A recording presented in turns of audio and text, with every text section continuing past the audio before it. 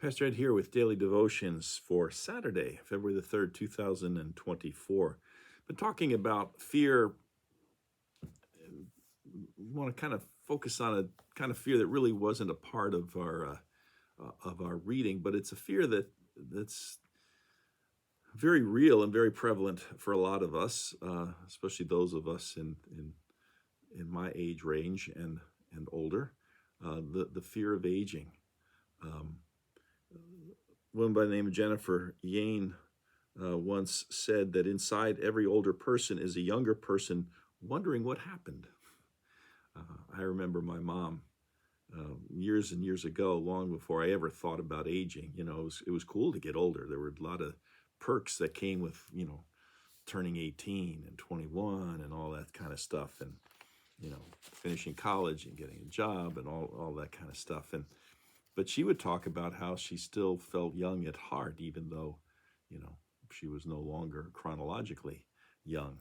And in this, talking about fear and looking at fear, particularly as it related to the Bible and fear not, in the story of Jairus and his daughter, I came across this little piece written by a Glinda Lomax. And she says, as you grow older, what's inside you doesn't change, but your body changes. And it's confusing to look in the mirror. If you live your life as though you're a perpetual image contestant, your age is eventually going to horrify you.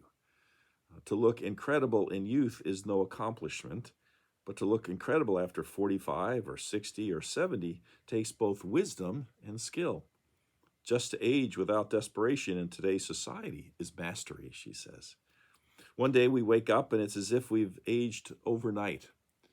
Charles Colson once said that the excesses of youth are checks written against our age, payable with interest 30 years later. I kind of like that. Our excesses of our youth are checks written against our age, payable with interest 30 years later. Suddenly, all the things that our mothers told us would happen if we ate sugar and tanned and smoked and dated the wrong people and failed to say our prayers at night come home to haunt us. Our skin seems to be changing from a beautiful, smooth canvas to something that resembled a wrinkled dish rag. Svelte curves are replaced by tacky bulges, and health problems show up like uninvited relatives. My grandmother, she says, was 103 years old when she died. In her youth, she was a stunning redhead with hair all the way down her back. She had 11 children, 3 of whom died very young, and her life was filled with unspeakable hardships. And still, I never knew a woman, she said, who prayed more or complained less. Until 15 years or so before her death, her vocation was what she called taking care of old people. Every day she left her house and cared for the elderly. And then she went home, did her housework, spent the rest of the evening either doing ministry work or quietly at home. Her hair was completely white, her face bore many wrinkles, but it was never without a smile, and love poured forth from her to other people.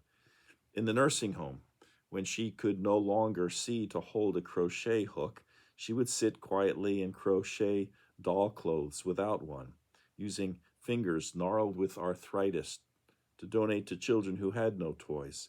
She refused to live without giving. At her funeral, her eulogy was half over before all the flowers had been carried in. To those who knew her, she never lost her beauty. It just moved from her face to her heart. Though it's true that our appearance changes as we age, we also become more of who we really are and less of who everyone thinks we should be. We become more real. Marjorie Williams wrote in The Velveteen Rabbit that generally by the time you are real, most of your hair has been loved off and your eyes drop out and you get loose in the joints and very shabby. But these things don't matter at all, because once you're real, you can't be ugly except to people who don't understand. Maybe our fear of aging is really fear of other people's reaction to our age and the changes in our physical appearance. Maybe it's the fear that we'll have to face our unfulfilled dreams. Maybe we know we've not given of ourselves as we should, and we fear the lonely consequences showing up at the end of our lives when it's too late to make changes. Maybe it's the fear of helplessness because of our physical limitations. The remedy for the fear of aging, she says, is joy and thankfulness in the moment. Be thankful for whomever and whatever is in your life now that is good. Someone somewhere will die today. If it's not you, you have another day to be thankful. And as we move our thoughts from negativity to thankfulness, we move from fear into joy.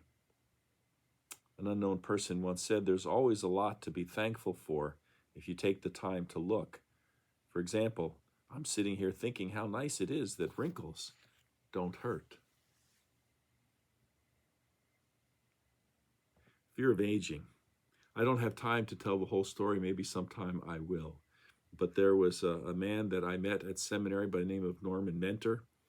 He was a kind of a gopher, older gentleman who was always helping out around the seminary, doing the grunt work, setting up guest rooms and handing out our parking places. And he picked me up at the airport one time, went for a visit. Only much later did I learn that he had been a pastor of one of the largest congregations in Ohio. He had been the bishop, what we would call now the bishop of the Michigan district of the old American Lutheran Church. But he just served. He just kept going. He couldn't do all the things he used to do. This little white-haired man. And then what was really amazing, I read his obituary in the Lutheran when he finally died. And late in his life, he ended up in a nursing home. But even there, he assisted the chaplain in taking communion to the other residents of the nursing home. We don't have to fear aging. We should be thankful for every moment we have and use them to the best of our ability to help and serve and care for others. Well, that's our daily devotions for the week. Hope you'll join us for worship tomorrow, either in person or later online. And I'll be back with you next week. Until then, take care. Have a great weekend, and see you on Tuesday. Bye-bye.